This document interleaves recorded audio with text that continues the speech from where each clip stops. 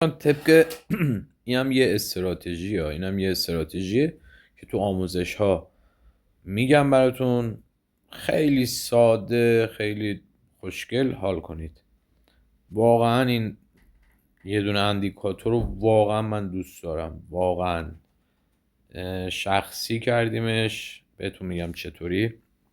حالا ببینید، این کندل، چیزی که من تو مکدی دارم میبینم، این کندل تقریبا از نوک شادو یه خورده بالا. ببینید من یه خورده زوم کنم، این مکدی هم بدم بره پایین.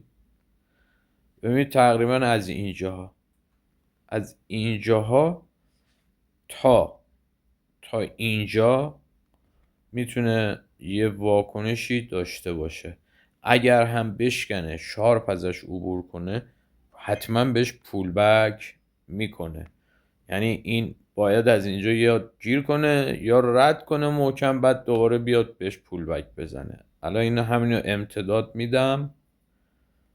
خب اون قبلیه رو من دیگه پاک میکنم، اون استراتژی که گفته بودم.